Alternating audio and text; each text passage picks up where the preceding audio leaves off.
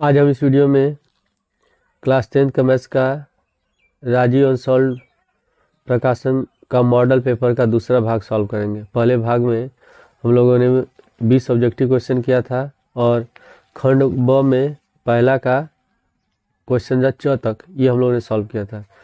इसके बाद दूसरा है क्वेश्चन निम्नलिखित में किन्हीं 5 खंडों को हल कीजिए, और जितने भी क्वेश्चन है सब 4-4 नंबर के हैं और इसमें टोटल है 1 2 3 4 5 6 क्वेश्चन है और 6 में से केवल हम लोग को 5 करना है, कोई भी 5 क्वेश्चन को सॉल्व करना है। तो दूसरा का क है किसी मीनार के आधार से ए और बी दूरी पर एक ही सरल रेखा में स्थित दो बिंदु पी और क्यू को देखने पर मीनार के ऊपरी सिरे का उन्नयन कोण कोटि पूरक है, तो सिद्ध कीजिए कि मीनार की ऊंचाई √AB है।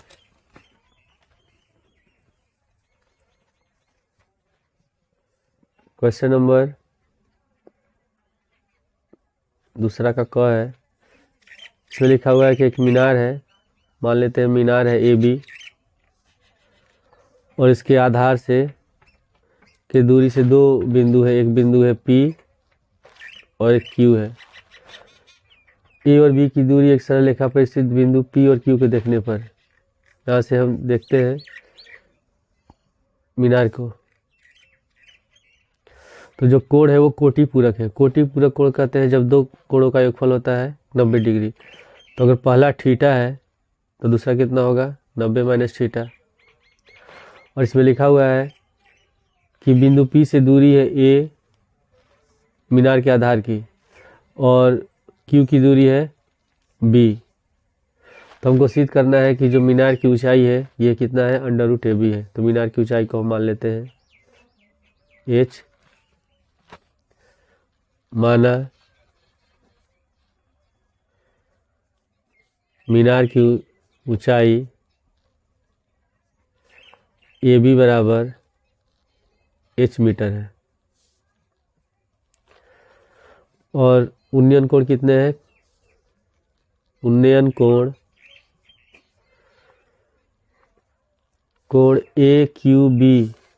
AQB बराबर 90 - थीटा और कोण APB बराबर थीटा तथा कोण APB बराबर है थीटा।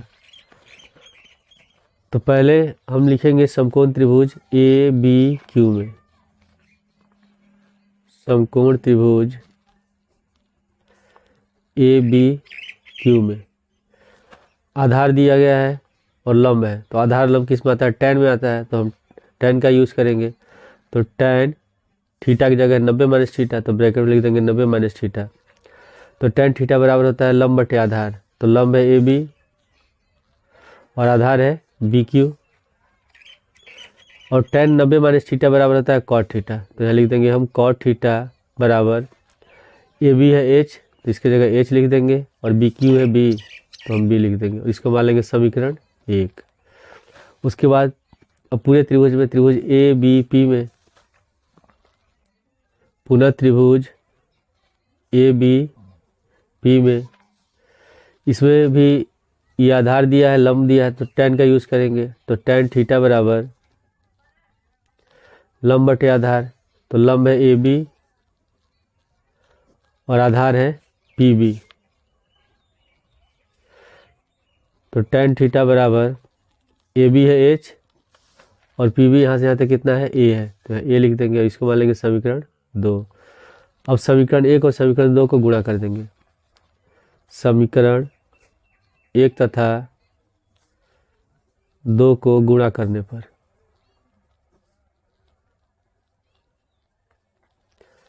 तो गुणा करेंगे तो हो जाएगा cot थीटा गुणे tan थीटा बराबर H/B गुणे H/A। cot थीटा और tan थीटा गुणा करते हैं तो इसका मान होता है 1 बराबर H से H में गुणा करेंगे H², A से B में गुणा करेंगे AB को ले जाएंगे बाई साइड, 1 से गुणा हो जाएगा तो AB हो जाएगा। तो AB बराबर H², और जब हम स्क्वायर हटाएंगे तो इधर हो जाएगा √, तो प्लस माइनस लगाते हैं, प्लस माइनस √AB बराबर H² H होगा, सॉरी और हम जानते हैं कि जो मीनार की ऊंचाई माइनस में तो होगी नहीं, प्लस में होगा, यानी कि इस बराबर कितना हो गया, under root A B meter. तो ये हो गया इस क्वेश्चन का आंसर। इसके बाद ख है, सिद्ध कीजिए cot A minus cos A बराबर cot A plus cos A बराबर कॉसेक ए माइनस 1/, कॉसेक ए प्लस 1। ये हम लोग को सिद्ध करना है।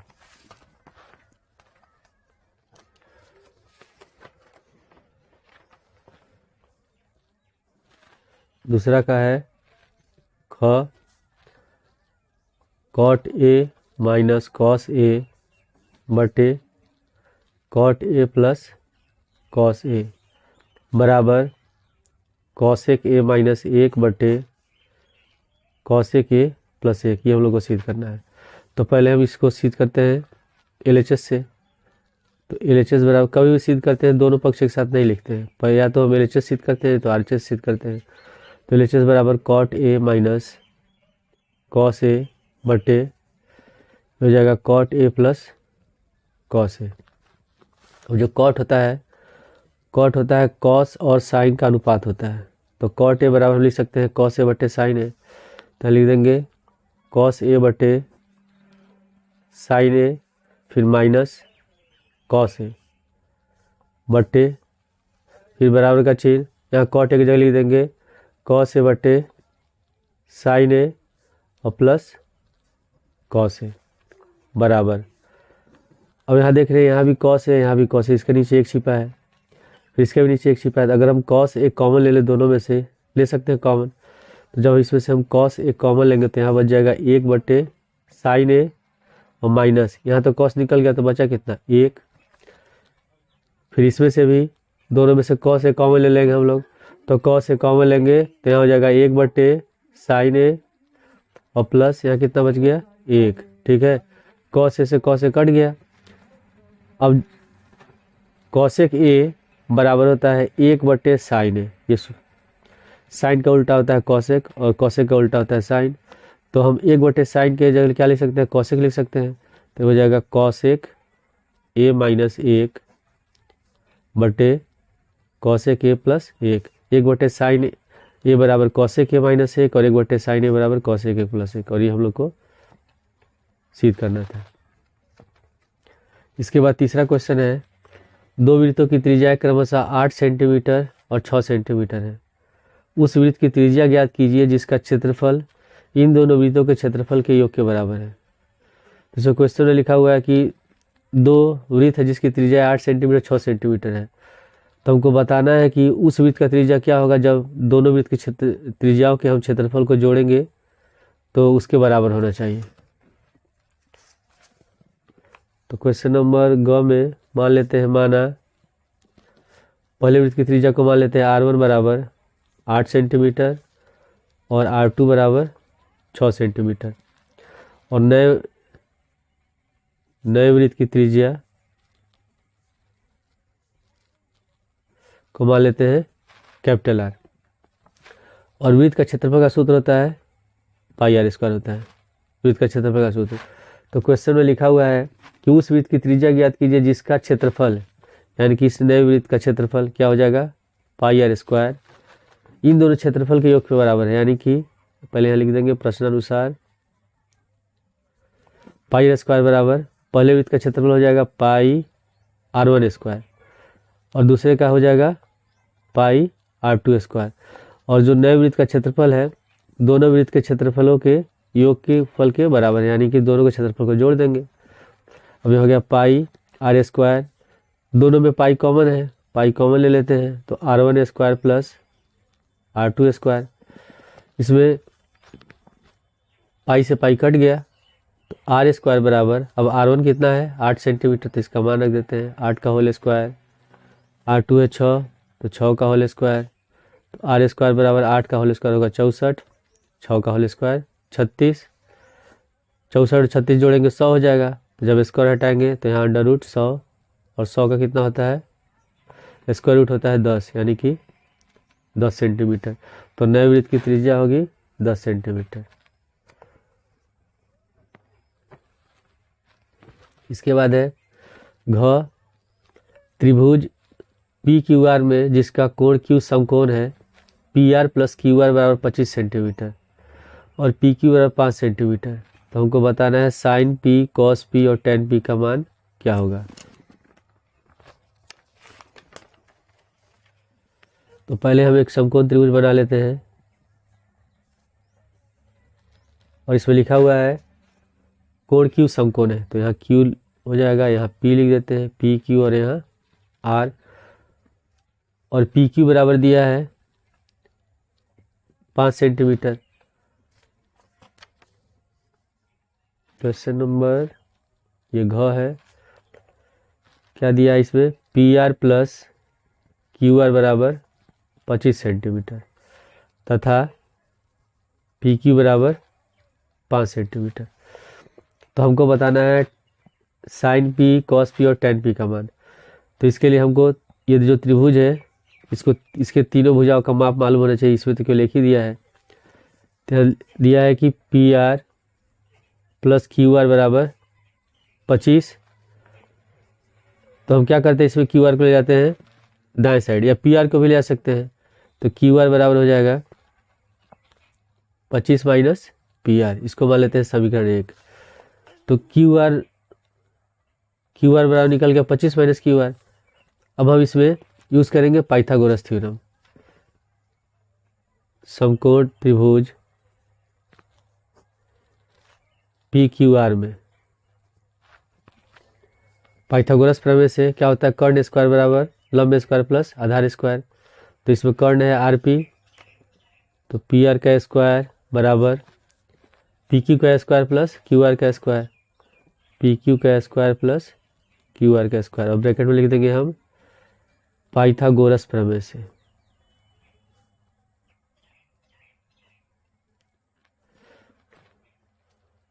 अब यहाँ लिख देंगे पी आर का स्क्वायर बराबर पी क्यू 5 दिया है तो 5 लिख देंगे, 5 का whole square plus Q R बराबर लिखेंगे 25 माइनस पी आर, यहाँ लिख देंगे 25 माइनस पी आर का होल स्क्वायर।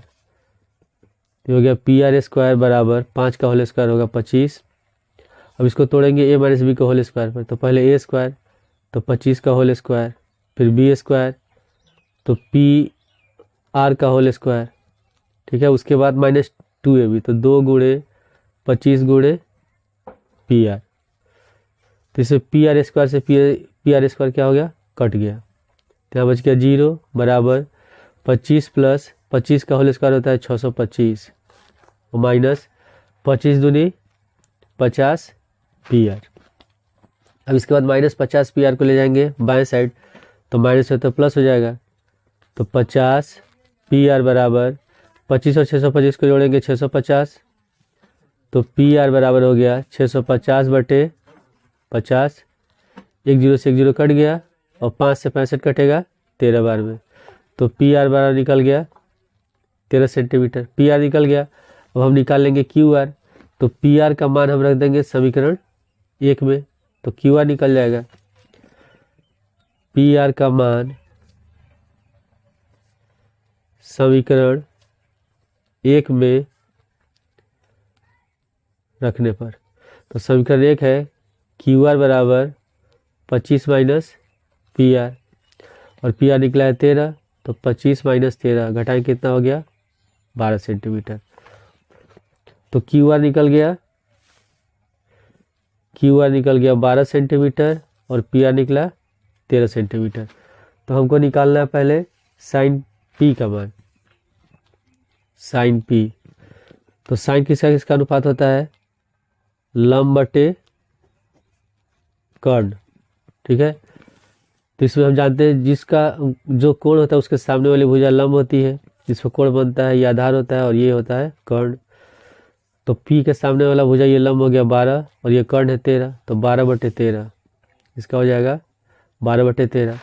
इसके बाद है फिर कॉस पी, तो कॉस का होता है आधार बटे कर्ण, आधार है 5, कर्ण है 13, 5 बटे 13। उसके बाद फिर निकालना हम लोग को टैन पी, तो टैन का होता है लंब बटे आधार, लंब है 12 और आधार है 5, तो हो जाएगा 12/5। इसके बाद है अगला क्वेश्चन, अंग में दिया है यदि कौशिक a बराबर 2 तो 1/tan a plus sin a बटे 1 प्लस cos a का मान ज्ञात कीजिए।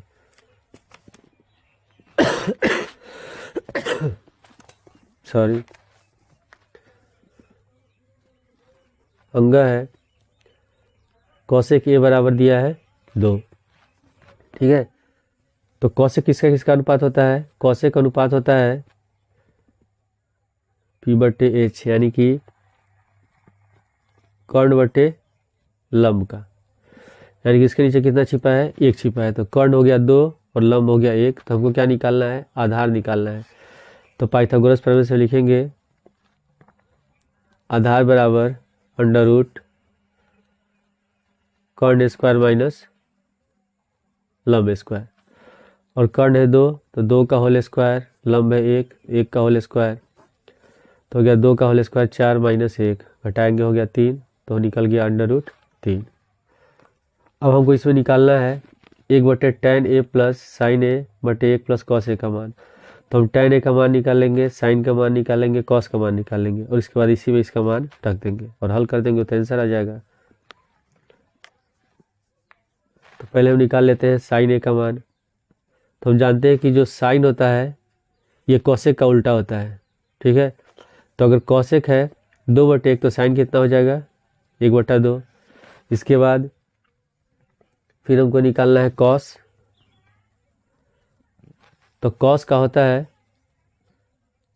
आधार बटे कर्ण, आधार बटे कर्ण। तो कॉस के बराबर आधार कितना है इसमें? आधार निकला है √3 और कर्ण है 2, तो 2 लिख देंगे। इसके बाद फिर tan a निकाल लेते हैं। tan का होता है लंब बटे आधार, तो लंब है 1 और आधार निकला है √3, तो 1/√3। अब हम तो जो हल करना है उसको लिख लेते हैं। तो 1/tan a plus sign a बटे 1 प्लस कॉस a। अब इसमें हम इसका मान रख देते हैं। तो tan a का मान है 1/√3, तो लिख देंगे 1/√3 प्लस साइन a बराबर 1/2, तो 1/2 प्लस फिर 1 प्लस कॉस a बराबर है √3/2, तो लिख देंगे √3/2। तो ये √3 चला जाएगा ऊपर, तो हो गया √3/1 प्लस 1/2, इसमें एलसीएम लेंगे, एलसीएम हो गया 2 और हो जाएगा 2 में 1 से गुणा करेंगे तो 2 प्लस √3/2, और ये 2 कहाँ चला जाएगा? ऊपर चला जाएगा और 2 से गुणा हो जाएगा 2 प्लस √3 में, तो √3 प्लस 1/2 गुणे 2/2 प्लस √3, तो 2 से 2 कट गया, तो √3 प्लस 1/2 प्लस √3। अब हम इसमें क्या करेंगे? हर में जो संख्या दिया है अपरिमेय संख्या है, तो हम इसका करेंगे परिमेयकरण। तो हम किससे गुणा करेंगे? गुणा करेंगे इसको 2 माइनस √3 से अंश और हर दोनों में,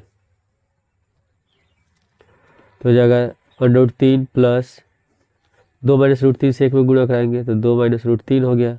अब ये a plus B a minus B के रूप में है, तो बराबर होता है a² माइनस b², तो 2 का होल स्क्वायर माइनस √3 का होल स्क्वायर, तो हो जाएगा √3 प्लस 2 माइनस √3/2 का होल स्क्वायर 4, और √3 का होल स्क्वायर कितना होगा? 3, तो √3 प्लस 2 माइनस √3, 4 में से 3 घटाएंगे 1, और 1 से किसी भी संख्या भाग देते उतना ही होता है, तो √3 प्लस 2 माइनस √3, तो प्लस √3 और माइनस √3 दोनों कट गया, कितना हो गया? 2, तो इसका आंसर हो गया 2।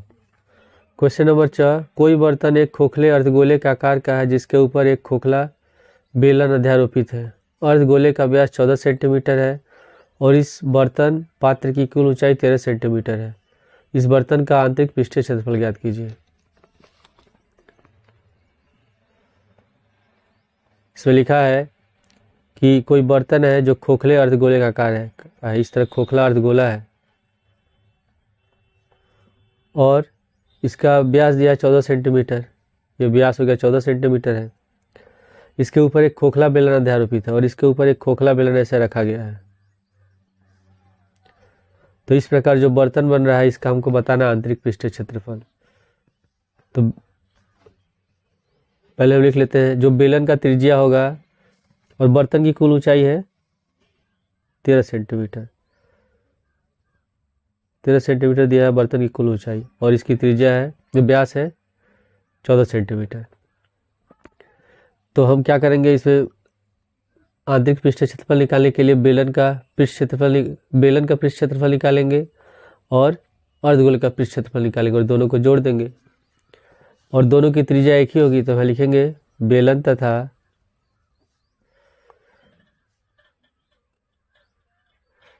अर्धगोला की त्रिज्या r बराबर, व्यास दिया रहता है, त्रिज्या निकालने क्या करते हैं 2 से भाग देते हैं, तो 14 को 2 से भाग दे देंगे, 7 बार में कट गया तो 7 सेंटीमीटर। अब हम निकालेंगे बेलन की ऊंचाई। बेलन की ऊंचाई h, तो ये है बेलन की ऊंचाई। जब इसकी त्रिज्या 7 सेंटीमीटर है तो यहाँ से यहाँ तक भी कितना होगा, ये 7 ही होगा।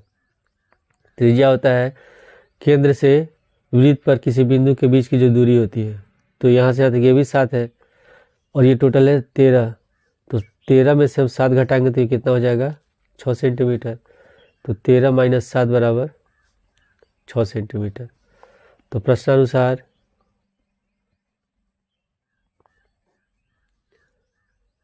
बर्तन का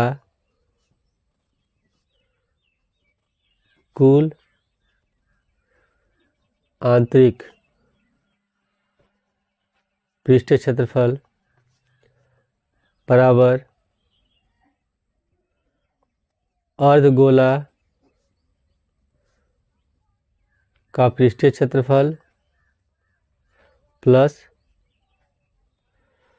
बेलन का पृष्ठीय क्षेत्रफल, दोनों को जोड़ देंगे। तो अर्धगोला का पृष्ठीय क्षेत्रफल का सूत्र होता है 2 पाई r स्क्वायर और बेलन का होता है 2 पाई आर एच। अब हम इसे मान नहीं रखते, क्या करते हैं, हम पहले चेक कर लेते हैं कि दोनों में कॉमन क्या है, उसको कॉमन ले लेते हैं, फिर उसको हल करना ज़्यादा आसान होता है। तो दोनों में कॉमन क्या है, दोनों में कॉमन है 2 पाई आर।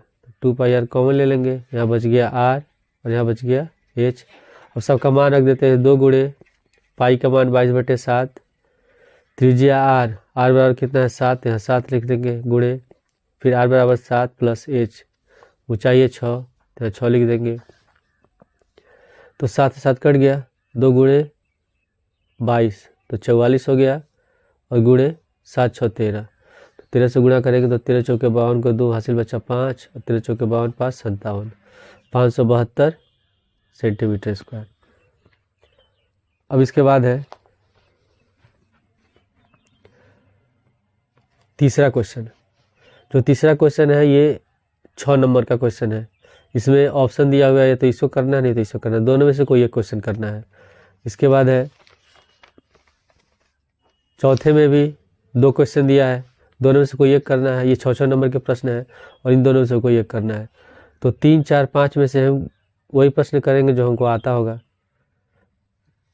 आप लोग वही प्रश्न करिएगा, मैं हर एक इसमें क्वेश्चन को सॉल्व करके बताता हूँ। तीसरा लिखा हुआ है, वज्र अपनी पुत्री से कहता है कि 7 वर्ष पूर्व मैं तुमसे 7 गुनी आयु का था और अब से 3 वर्ष बाद मैं तुमसे केवल 3 गुनी आयु का रह जाऊंगा। इस स्थिति को 20 गणितीय एवं ग्राफीय रूपों में व्यक्त कीजिए। तीसरा में हम मान लेते हैं, माना वज्र की ब्रज की वर्तमान आयु बराबर x वर्ष तथा पुत्री की वर्तमान आयु बराबर मान लेते हैं x वर्ष।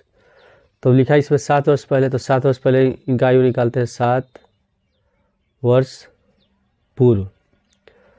तो ब्रज की आयु हो जाएगी, ब्रज की आयु, अगर किसी की आयु अभी 10 साल है तो 7 साल पहले कितना था, 3 था, यानी कि हम क्या किए, 10 में 7 घटाएं। उसी तरह आगे वो ब्रज है, इसकी वर्तमान आयु 100 वर्ष है, तो 7 साल पहले कितना होगा, x माइनस 7 वर्ष। उसी तरह पुत्री की आयु हो जाएगी, पुत्री की आयु y माइनस 7 वर्ष। तो प्रश्नानुसार इसमें लिखा है कि ब्रज अपनी पुत्री से कहता है कि 7 वर्ष पूर्व मैं तुमसे 7 गुनी आयु का था।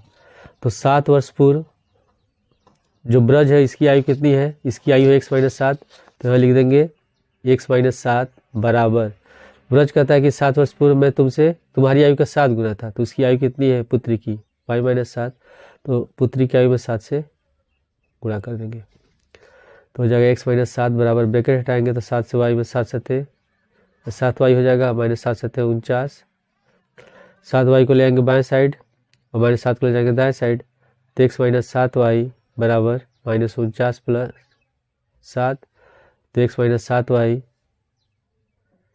बराबर कितना हो जाएगा, माइनस का 42। ये हो गया समीकरण 1। पुनः अब इसमें लिखा है कि अब से मैं 3 वर्ष बाद तुमसे केवल 3 गुनी आयु का रह जाऊंगा। तो 3 वर्ष पश्चात आयु निकालते हैं, 3 वर्ष पश्चात ब्रज की आयु अभी x है, तो 3 साल बाद कितना होगा, x प्लस 3 वर्ष। उसी तरह पुत्री की आयु हो जाएगी y प्लस 3 वर्ष। ठीक है, तो प्रश्नानुसार ब्रज कहता है कि 3 वर्ष पश्चात मैं तुमसे 3 गुनी आयु का रह जाऊंगा। तो ब्रज की आयु 3 वर्ष पश्चात x प्लस 3 और पुत्री का हो जाता है 3 गुणे y प्लस 3, तो x प्लस 3 बराबर, तीनों y से गुणा करेंगे 3y और 3 तरीके 9, 3y को ले आते हैं दाएं साइड, तो x माइनस बाएं साइड लेंगे x माइनस 3y बराबर 9 माइनस 3, तो x माइनस 3y बराबर 9 में से 3 घटाएंगे 6, इसको मान लेते हैं समीकरण 2। अब क्वेश्चन में लिखा हुआ है कि इस स्थिति को बीजगणितीय एवं ग्राफीय रूप में व्यक्त कीजिए। तो बीजगणितीय रूप में वो व्यक्त हो गया, अब ग्राफ रूप में व्यक्त करने के लिए हम क्या करेंगे, दोनों समीकरण का हल ज्ञात करेंगे। तो पहले हम लिखते हैं समीकरण 1 से, समीकरण 1 है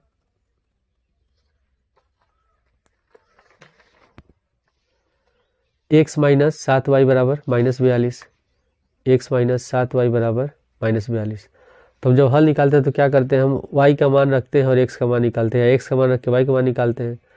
तो अगर हमको x का मान रखना है तो y प्लस में होना चाहिए, तो मैंने 7y को ले जाएंगे दाएं साइड, माइनस 42 को ले जाएंगे बाएं साइड, तो हो जाएगा x प्लस 42 बराबर 7y। तो y का मान निकाल तो 7 को जब बाएं साइड लाएंगे तो बट्टे में चला जाएगा, तो x प्लस 42 बट्टे 7 बराबर y, तो y बराबर हो गया x प्लस 42 बट्टे 7।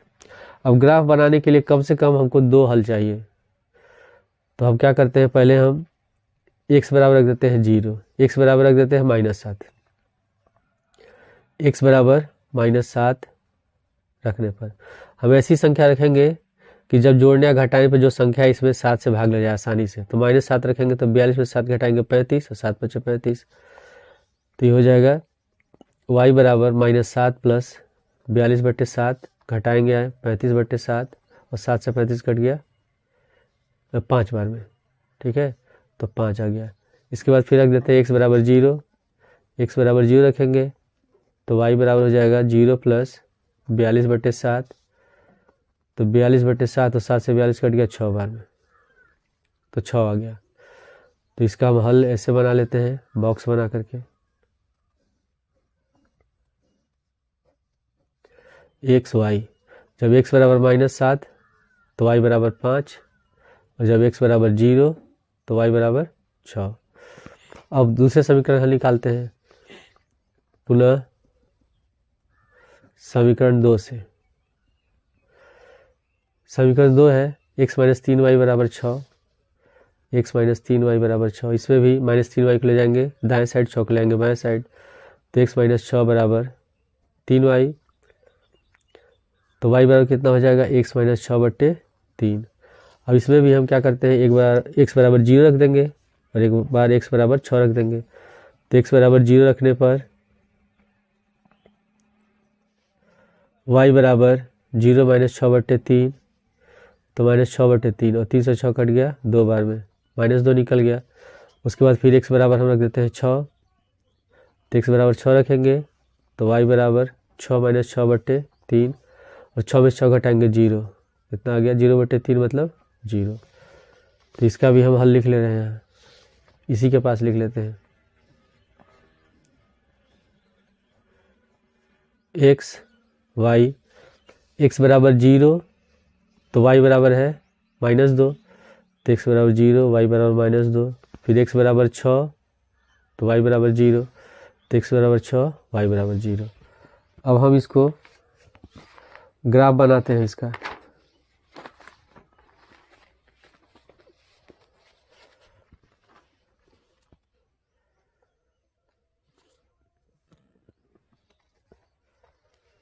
ग्राफ बनाने के लिए सबसे पहले हम x अक्ष और y अक्ष खींच लेंगे।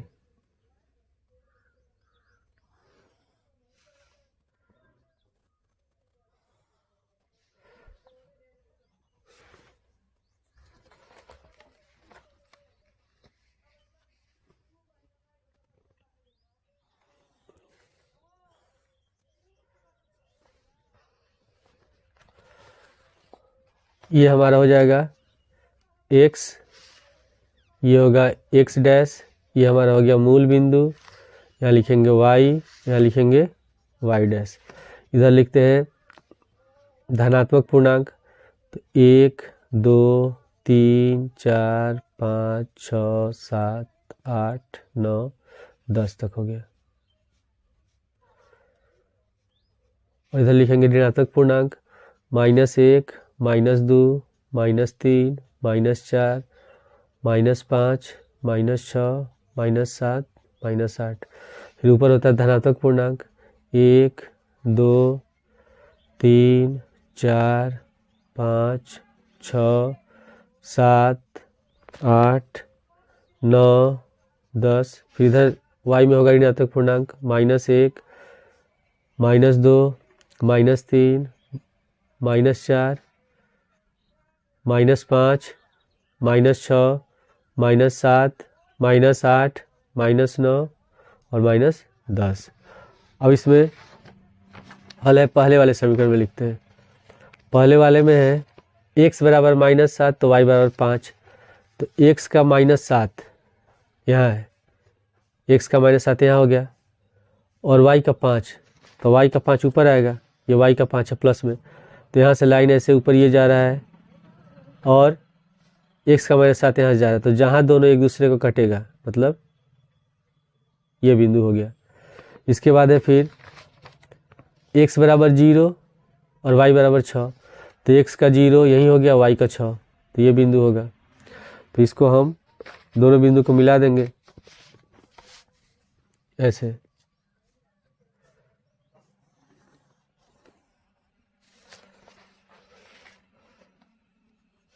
और यहाँ हम समीकरण लिख देंगे। कौन सा समीकरण है, x माइनस 7y बराबर -42। इसके बाद दूसरा समीकरण है, इसका हल दिया x बराबर 0 y बराबर -2, तो x का 0 और y का -2, तो ये बिंदु हो गया। इसके बाद फिर x बराबर 6 और y बराबर 0, तो x का 6 और y का 0 ये बिंदु होगा, और इसको हम मिला देंगे।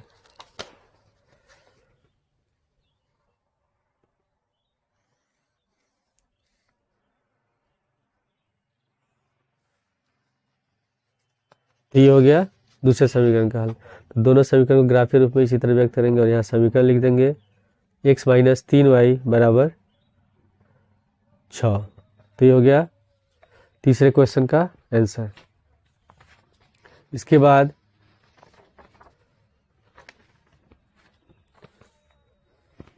अब इसमें अथवा में है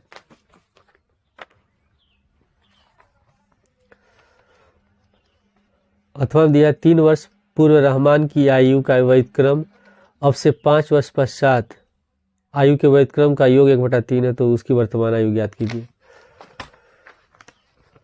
अथवा में मान लेते हैं ये अथवा वाला क्वेश्चन है। माना रहमान की वर्तमान आयु बराबर x वर्ष मान लेते हैं रहमान की आयु x वर्ष है। इसमें लिखा हुआ 3 वर्ष पूर्व, तो निकालते हैं 3 वर्ष पूर्व रहमान की आयु। पहले रहमान की आयु था x वर्ष, तो 3 वर्ष पूर्व कितना हो जाएगा x माइनस 3 वर्ष। उसके बाद फिर लिखा हुआ 5 वर्ष पश्चात, तो 5 वर्ष पश्चात भी निकाल लेते हैं। 5 वर्ष पश्चात रहमान की आयु, तो हो जाएगा x + 5। जब पहले का रहेगा तो घटाते हैं और बाद का रहता है तो जोड़ देते हैं। तो प्रश्नानुसार इसमें लिखा है कि 3 वर्ष पश्चात रहमान की आयु का व्यतिक्रम और 5 वर्ष पश्चात आयु का व्यतिक्रम का योग 1/3 है। ये x - 3 है, तो इसका व्यतिक्रम कितना होगा 1/x - 3, और x + 5 है, तो इसका व्यतिक्रम कितना हो जाएगा 1/x + 5, और दोनों का योगफल है 1/3।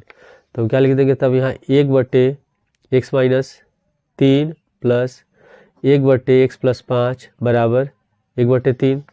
दोनों कैल्शियम लेंगे, तो दोनों कैल्शियम यही गुणनफल हो जाएगा। अगर दोनों अलग अलग पद होता है, अगर एक दूसरे के पहाड़ा में नहीं आता हो या एक दूसरे का गुणक नहीं हो, फैक्टर नहीं हो, तो हम क्या करते हैं दोनों को गुणा कर देते हैं। तो ये हो जाएगा x - 3 और गुण x + 5। और पहला वाला जो फ्रैक्शन भिन्न है इसका 1/x - 3 है, तो हर x - 3 है, तो x - 3 से x - 3 में भाग देंगे, कितना बचा x + 5, 1 से गुणा कर देंगे x + 5 में, तो इतना ही होगा। उसी तरह x + 5 से x + 5 में भाग देंगे तो बचा x - 3, तो यहाँ हो जाएगा x - 3 बराबर 1/3। x और x को जोड़ेंगे 2x, 5 में से 3 घटाएंगे 2 बटे x और x को गुणा करेंगे x², फिर x से 5 को गुणा करेंगे 5x, फिर -3 से x को गुणा करेंगे -3x, फिर -3 से 5 को गुणा करेंगे -15 बराबर 1/3। फिर हो गया 2x + 2 बटे x², 5 में से 3 घटाएंगे 2x -15 बराबर 1/3। क्रॉस मल्टीप्लाई कर देंगे, 3 से गुणा कर देंगे 2x + 2 में, तो 3 दूनी 6 और प्लस 3 दूनी 6x + 6 हो गया। और x² + 2x - 15 को ले जाएंगे दाएं साइड, तो 1 से गुणा करेंगे तो इतना ही हो जाएगा x² + 2x - 15। अब इस तीनों पद को ले जाएंगे हम लोग बाएं साइड, तो सब जो प्लस है माइनस हो जाएगा, माइनस वाला प्लस हो जाएगा। तो लिखेंगे -x² - 2x + 15 प्लस का 6x + 6 बराबर 0। -x² 6x और -2x घटाएंगे बचेगा 4x, और 15 और 6 हो गया 21 बराबर 0। अब इसमें x² वाला पद माइनस में है, तो हम क्या करेंगे इसमें से माइनस कॉमन ले लेंगे तीनों में से। तो जब माइनस कॉमन लेंगे तो माइनस वाला प्लस में और प्लस वाला हो जाएगा माइनस में बराबर 0। तो हो गया x² - 4x - 21 बराबर 0। अब हमको करना है इसका गुणनखंड, तो 21 को ऐसे तोड़े कि जोड़ने या घटाने पर 4 हो जाए और गुणा करने पर 21 हो जाए। तो 7 × 3 = 21 और 7 में से 3 घटाएंगे 4, तो इसको लिखेंगे x² - 7x + 4x - 21 बराबर 0। सॉरी यहाँ 3 होगा। अब इन दोनों में कॉमन क्या है, x कॉमन ले लेंगे तो x - 7 और इसमें से कॉमन ले लेंगे 3, तो x - 7 बराबर 0। 3 × 7 = 21 होता है, तो हो गया x - 7 और x + 3 बराबर 0। तो लिखेंगे एक बार x - 7 बराबर 0 या x + 3 बराबर 0। तो -7 को इधर ले जाएंगे तो +7 हो जाएगा, दाएं साइड ले जाएंगे तो x बराबर 7 हो गया, या +3 को जाएंगे -3 तो x बराबर -3। तो किसी की आयु माइनस में होती तो है नहीं, किसमें होगी प्लस में होगी। तो रहमान की रहमान की वर्तमान आयु x बराबर हो जाएगा 7 वर्ष। ठीक है, इसके बाद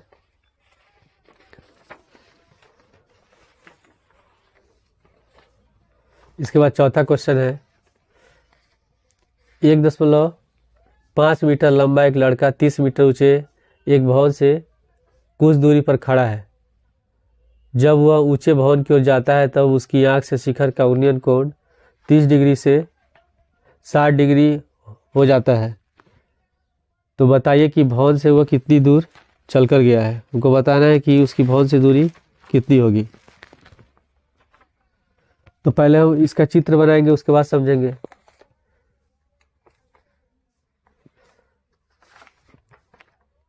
मान लेते हैं ये हो गया भवन, जो है ये भी भवन है, और इसके सामने कुछ दूरी पर एक लड़का खड़ा है जिसकी ऊंचाई है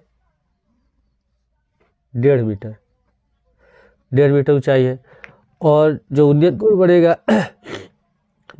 कोण बढ़ेगा उसकी कहाँ से बनेगा? आँख से बनेगा। तो आँख से मीनार के शिखर का उन्नयन कोण कितना दिया हुआ है? 30 डिग्री। इसको इसके समांतर खींच देते हैं, ये हो गया 30 डिग्री। उसके बाद जब कुछ दूर आगे जाता है तो उन्नयन कोण हो जाता है 60 डिग्री। तो हमको बताना है कि जो लड़का है कितनी दूर चल कर गया है, यानी कि हमको यहाँ से यहाँ तक की दूरी बताना है। तो इसको मान लेते हैं CDEF, और जो मीनार है जो भवन है इसकी ऊंचाई है 30 मीटर, और लड़के की ऊंचाई कितनी है? 1.5 मीटर। तो इसी निकालने के लिए हम क्या करेंगे? 30 में से हम 1.5 को घटा देंगे तो आएगा 28.5, और इस दूरी को हम मान लेते हैं यहाँ से यहाँ तक x, और इसको मान लेते हैं y। तो हमको इसमें x ही निकालना है।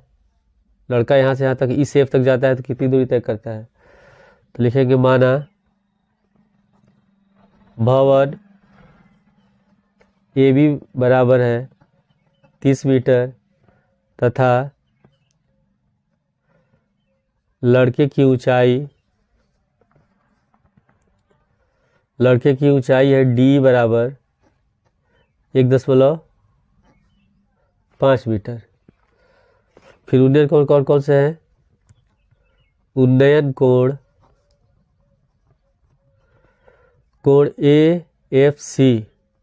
AFC बराबर 60 डिग्री तथा कोण AEC बराबर 30 डिग्री। कोण AEC बराबर 30 डिग्री है।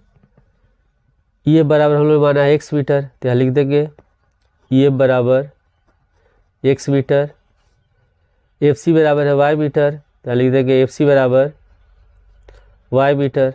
ठीक है, अब इसके बाद हम निकालेंगे AC निकालने के लिए क्या करेंगे? AC बराबर हो जाएगा 30 माइनस 1.5, 30 माइनस 1.5, तो घटाएंगे बचेगा 28.5 मीटर। ठीक है, अब हम त्रिभुज ACF में हल करेंगे। पुनः त्रिभुज ACF में आधार दिया है, लंब दिया है, तो कौन से त्रिकोणमितीय अनुपात करेंगे? tan का। तो tan 60 डिग्री बराबर हो जाएगा लंब बटे आधार, यानी कि AC बटे CF, और tan 60 का मान होता है √3। AC है 28.5,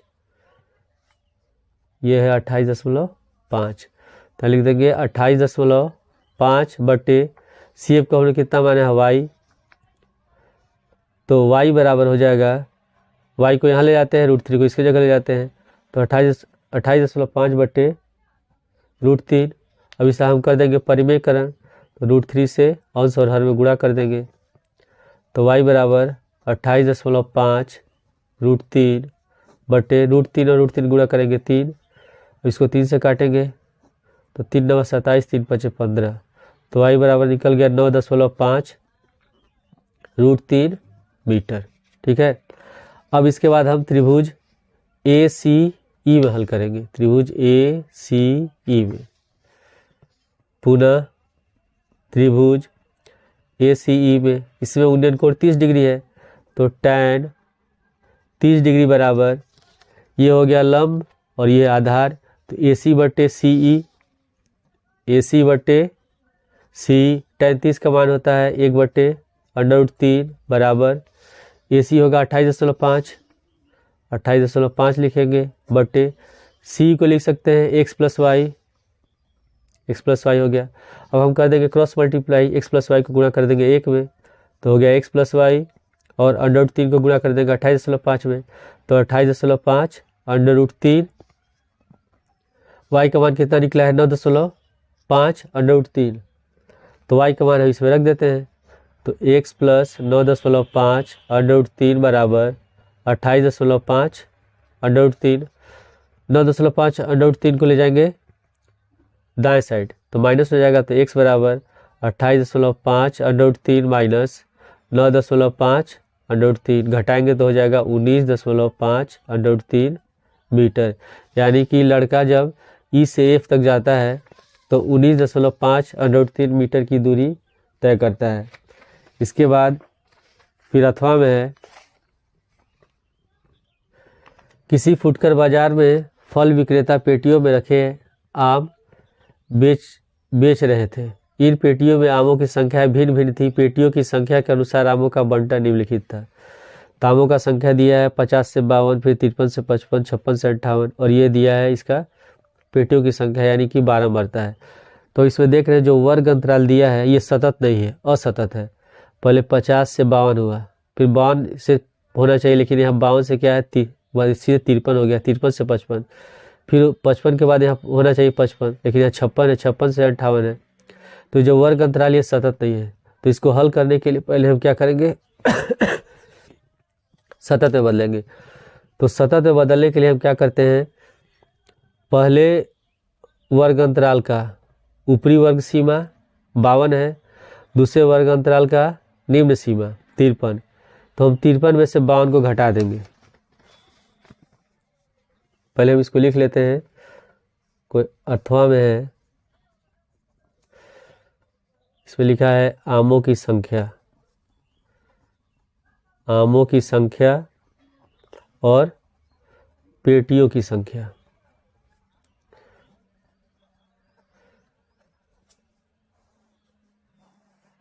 तो आमों की संख्या दिया है 50 से 52, फिर 53 से 55, फिर 56 से 58, 59 से 61 और 62 से 64। इसका बारंबारता दिया है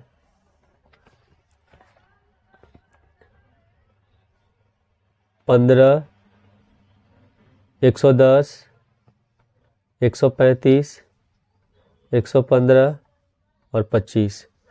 तो इसमें देख कर रहे हैं कि जो वर्ग अंतराल है ये सतत नहीं है, तो ये कंटिन्यूस नहीं है। तो इसको बदलने के क्या करते हैं, पहले वर्ग सीमा, पहला वो जो वर्ग अंतराल है उसका उच्च सीमा और दूसरे वर्ग अंतराल का निम्न सीमा, इसमें से हम 53 में से 52 को घटा देते हैं। तो जब हम 53 में से 52 को घटाएंगे तो कितना आ रहा है, 1 आएगा। फिर हम 1 को क्या करते हैं, 2 से भाग दे देते हैं। ये नियम हमेशा हम फॉलो करेंगे। 1 को 2 से भाग देंगे तो आएगा 0.5। तो जो 0.5 आ रहा है इसको हम क्या करते हैं, वर्ग अंतराल का जो निम्न सीमा होता है उसमें घटा देते हैं और उच्च सीमा में जोड़ देते हैं। तो सब में वही करेंगे, इसमें से भी 0.5 को घटाएंगे, इसमें जोड़ देंगे, फिर इसमें घटाएंगे, इसमें जोड़ देंगे। तो हम यहाँ लिखेंगे, फिर से मैं हल कर रहा हूँ, यहाँ लिखेंगे आमों की संख्या, आमों की संख्या, और यहाँ लिखेंगे पेटियों की संख्या, पेटियों की संख्या। ठीक है, तो आमों की संख्या कितना दिया है, 50 से 52। तो जब इसमें 0.5 घटाएंगे 50 में से तो हो जाएगा ये 49.5 से 52 में जोड़ देंगे 0.5 तो हो जाएगा 52.5। फिर इसके बाद 53 में से घटा देंगे निम्न सीमा में से, तो घटाएंगे तो हो जाएगा 52.5 से, फिर 55 में जोड़ देंगे 0.5 तो हो जाएगा 55.5। फिर 56 है निम्न सीमा, इसमें से 0.5 को घटा देंगे तो 56 में से जब 0.5 को घटाएंगे तो हो जाएगा 55.5 से फिर 58 में जोड़ देंगे तो 58.5।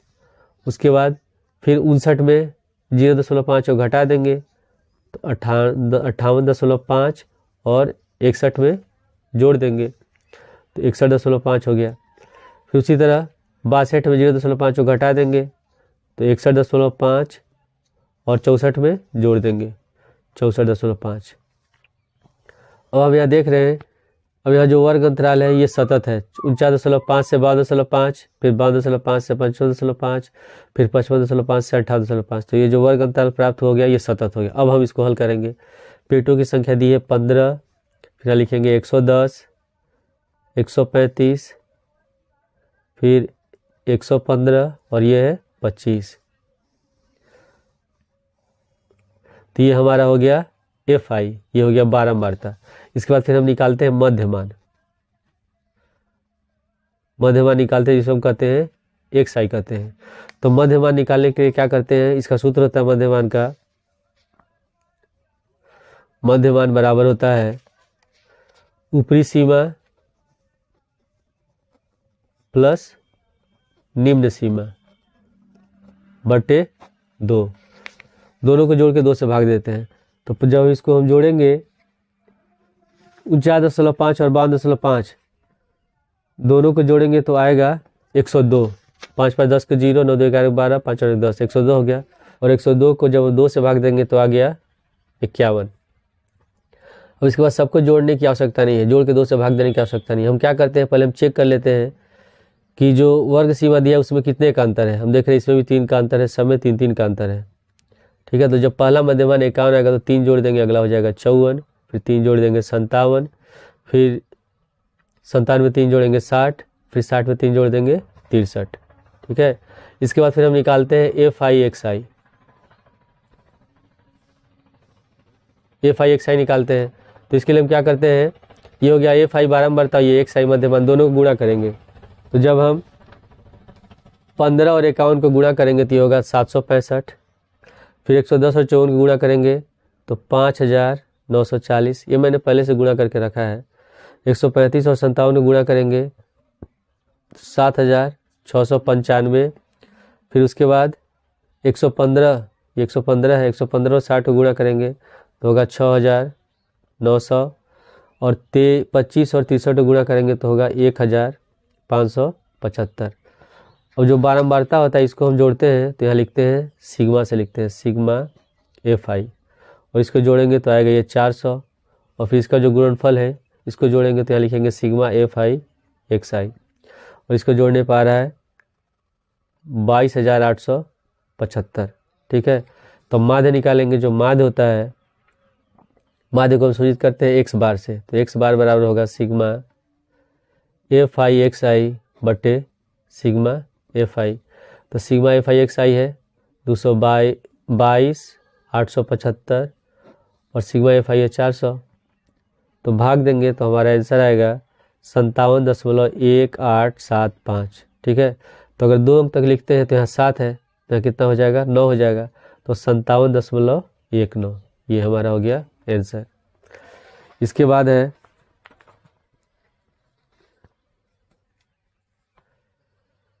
15वां क्वेश्चन, अथवा वाला भी लग गया। 15वां, एक बेलन जिसकी ऊंचाई 24 सेंटीमीटर है और आधार की त्रिज्या 7 सेंटीमीटर है, से उसी ऊंचाई तथा उसी आधार त्रिज्या का एक शंकु काट कर निकाल दिया गया है। शेष ठोस का संपूर्ण पृष्ठ और आयतन ज्ञात कीजिए।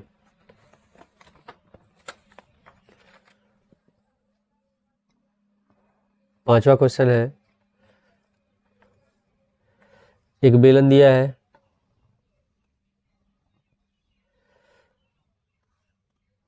जिसकी ऊंचाई है 24 सेंटीमीटर, 24 सेंटीमीटर ऊंचाई है। ठीक है, और इसकी आधार की त्रिज्या है 7 सेंटीमीटर, यहाँ से यहाँ तक ये 7 सेंटीमीटर है। से उसी ऊंचाई तथा उसी आधार त्रिज्या का एक शंकु काट कर निकाल दिया गया। इसमें से इसी ऊंचाई का और इसी आधार त्रिज्या का एक शंकु ऐसे इसको काट करके निकाल दिया गया, ये भाग काट कर निकाल दिया गया है। तो हमको बताना है शेष ठोस का संपूर्ण पृष्ठ और आयतन ज्ञात कीजिए। तो जो काट के निकालने के बाद ये जो भाग बच रहा है, ठीक है, इसका हमको बताना है आयतन क्या होगा, इसका संपूर्ण पृष्ठ क्षेत्रफल क्या होगा। तो पहले हम लिख लेते हैं बेलन की त्रिज्या, बेलन की त्रिज्या r बराबर 7 सेंटीमीटर, बेलन की ऊंचाई बराबर ये भी कितना होगा 24 सेंटीमीटर। उसी तरह जो शंकु है, शंकु का त्रिज्या भी कितना होगा 7 ही होगा। तो शंकु की त्रिज्या r बराबर ये भी हो गया 7 सेंटीमीटर। अब हमको इसमें निकालना है शंकु का अगर निकालते हैं पृष्ठीय क्षेत्रफल, तो ये जो क्षेत्रफल ये भी कैसा है, शंकु का आकार का। पृष्ठीय क्षेत्रफल का मतलब होता है जिसको हम आसानी से हाथ से टच कर सकें। तो जब ये भाग हम काट के निकाल देंगे तो इस तरह का भाग बच जाएगा, ये भाग बच जा रहा है। तो जब पृष्ठीय क्षेत्रफल निकालेंगे तो इस भाग को भी जोड़ेंगे, ये हो गया पृष्ठीय क्षेत्रफल, और अंदर जो है हम छू सकते हैं, तो ये भी क्या है, ये भी शंकु का पृष्ठीय क्षेत्रफल है। तो शंकु का पृष्ठीय क्षेत्रफल का सूत्र होता है पाई आर एल। एल जो होता है ये जो तिरछी ऊंचाई इसको कहते हैं, तिर्यक ऊंचाई। तो एल निकालने का सूत्र होता है एल बराबर होता है अंडर रूट, जिसको हम कहते हैं तिरछी ऊंचाई, तिरछी ऊंचाई कहते हैं। तो एल बराबर होता है under root H square plus R square. तो एच बराबर है 24 का स्क्वायर और प्लस 7 का होल स्क्वायर। 24 का होल स्क्वायर होता है 576 और 7 का हो जाएगा 49, दोनों को जोड़ेंगे होगा 625 और 625 का वर्गमूल होता है 25 सेंटीमीटर। अब हमको निकालना है शेष ठोस का पृष्ठीय क्षेत्रफल। तो पहले हम निकालेंगे बेलन का पृष्ठीय क्षेत्रफल, ये भाग है, ठीक है, ये तो भाग होगा ही। तो इसका सूत्र होता है 2 पाई आर एच प्लस, इसके बाद जो नीचे बेलन का आधार है ये भी वृत्ताकार है, ठीक है, तो ये तो काट के निकाला कि नहीं गया है, तो ये हो जाएगा पाई आर स्क्वायर प्लस, और इसके बाद ये काट के निकाला गया अंदर वाला भाग। अंदर वाला भाग क्या है, यह है शंकु का वक्र पृष्ठीय क्षेत्रफल, और शंकु का वक्र पृष्ठ का क्षेत्रफल का सूत्र होता है पाई आर एल। तो लिख देंगे पाई आर एल। अब देखते हैं इसमें कॉमन क्या है, सब में कॉमन क्या है पाई आर, तो हम पाई आर कॉमन ले लेते हैं। तो यहाँ बच जाएगा 2h, यहाँ बच गया r और यहाँ बच गया l, और सबका मान रख देते हैं। तो 22/7 गुणे r है 7 गुणे 2 गुणे h बराबर है 24, तो लिख देंगे 24 प्लस फिर r बराबर 7 और l बराबर कितना है 25, तो यहाँ 25 लिख देंगे। 7 कट गया, तो 22 गुणे 24 दूनी 48 और प्लस 25 और 7 कितना हो जाएगा 32 हो गया। इसके बाद 22 गुणे 48 और 32 को जोड़ देते हैं, तो 8 2 10 का 0, 4 3 7 1 8, इसे गुणा करेंगे 8 दूनी 16, 8 दूनी 16 1 17, तो 1760 सेंटीमीटर स्क्वायर। अब हमको निकालना है ठेस जो शेष है, शेष जो ठोस है उसका आयतन निकालना है, यानी कि काटने के बाद जो ये बच रहा है इतना भाग। तो हम क्या करेंगे, इसमें पूरे इस बेलन के क्षेत्रफल में से, ये पूरा बेलन हो गया, पूरे बेलन के आयतन में से हम क्या करेंगे, इस शंकु के आयतन को माइनस कर देंगे। तो हम लिखेंगे शेष ठोस का आयतन बराबर बेलन का आयतन माइनस शंकु का आयतन। तो बेलन का आयतन का सूत्र होता है पाई आर स्क्वायर एच और शंकु का होता है 1/3 पाई आर स्क्वायर एच।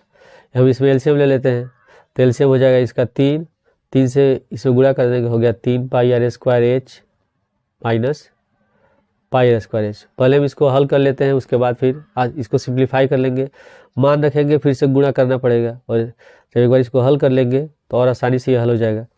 तो 3 पाई स्क्वायर एच में से पाई आर स्क्वायर घटाएंगे तो हो गया 2πr²h/3। अब इसका मान रखते हैं, तो 2 गुणे पाई का मान, ये 3 को नीचे लिख देते हैं, 2/3 गुणे पाई का मान हो गया 22/7।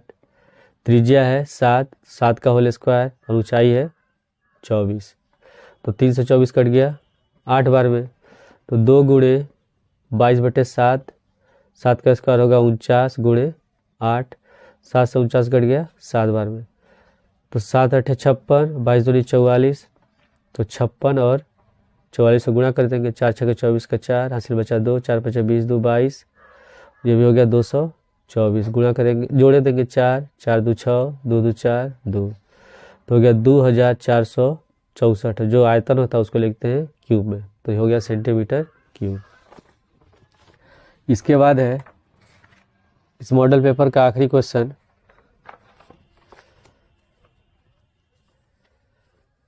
दी गई आकृति BL और CM एक समकोण त्रिभुज ABC की माध्यिकाएं हैं तथा त्रिभुज का कोण एक समकोण है, तो सिद्ध कीजिए कि 4 ब्रैकेट में BL² + CM² बराबर 5 BC²। ये हमको सिद्ध करना है। हम चित्र बना लेते हैं इसमें।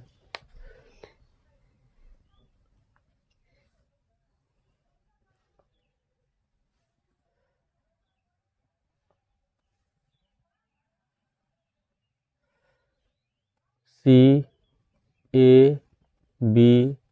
ये समकोण है, यहाँ लिखा हुआ M और लिखा है L। इसमें लिखा है कि CM और BL माध्यिकाएं हैं, तो माध्यिकाएं जो होती है संगत भुजा को 2 भाग विभाजित करती है, यानी कि CL और जो L होगा AC का आधा होगा, उसी तरह AM और BM भी क्या होगा, AC का आधा होगा। तो अथवा में 5वें का लिख लेंगे। पहले दिया है त्रिभुज ABC में BL और CM माध्यिकाएं हैं, माध्यिकाएं हैं।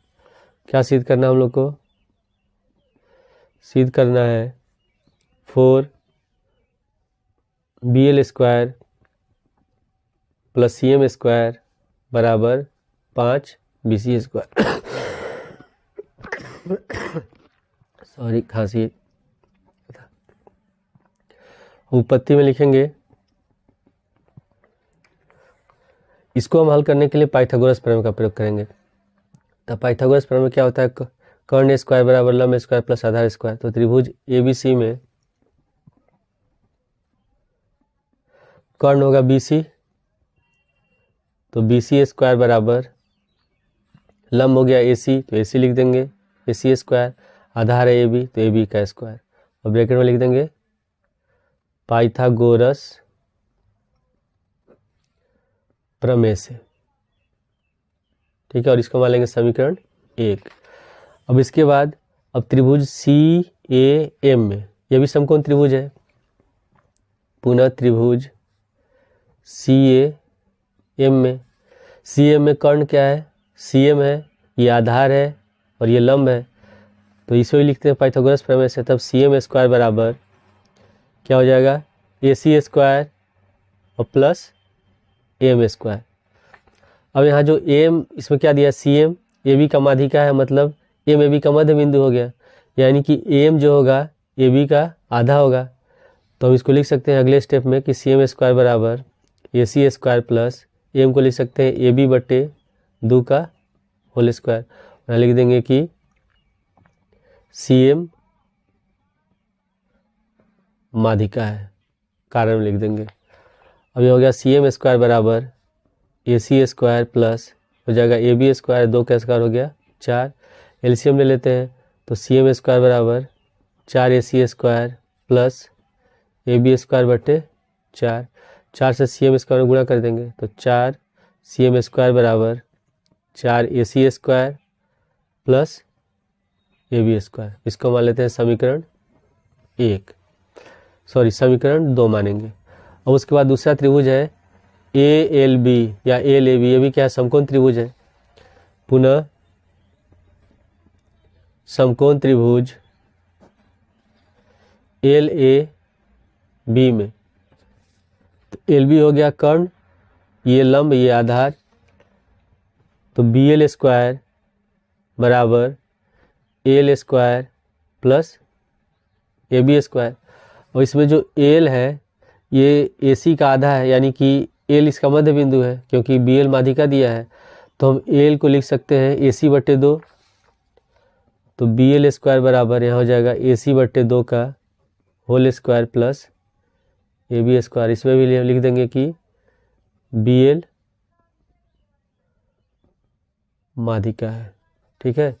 तो हो गया बी सी स्क्वायर बराबर ए सी स्क्वायर बट्टे 4 और प्लस ए बी स्क्वायर। तो इसमें भी एलसीएम ले लेंगे, तो एलसीएम हो जाएगा 4 ए सी स्क्वायर और 4 ए बी स्क्वायर। 4 को ले जाएंगे, सॉरी यहाँ बी एल है, बी सी नहीं है, ठीक है, बी एल है। 4 को ले जाएंगे बाएं साइड, तो हो जाएगा 4 बी एल स्क्वायर बराबर A C square plus 4 A B square. इसको मान लेते हैं समीकरण 3। अब हम समीकरण 2 और समीकरण 3 को जोड़ देंगे।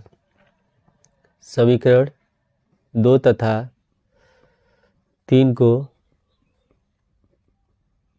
जोड़ने पर तो हो जाएगा 4 C M square, 4 C M square plus 4 B L square बराबर फिर 4 A C square plus A B square, फिर इसको लिखेंगे प्लस ए सी स्क्वायर और प्लस 4 ए बी स्क्वायर। तो इसमें 4 कॉमन ले लेते हैं, तो C M square plus B L square बराबर 4 ए सी स्क्वायर और 1 ए सी स्क्वायर जोड़ेंगे 5 ए सी स्क्वायर, 1 ए बी स्क्वायर और 4 ए बी स्क्वायर जोड़ेंगे, हो गया 5 ए बी स्क्वायर। दोनों में से 5 हम कॉमन ले लेते हैं, तो 5 कॉमन लेंगे तो हो जाएगा A C square plus A B square. और A C square plus A B square किसके बराबर है? बी सी स्क्वायर के बराबर है, तो लिख देंगे बराबर 5 बी सी स्क्वायर। और ये हम लोग को सिद्ध करना था, यहाँ ब्रैकेट में लिख देंगे समीकरण 1 से।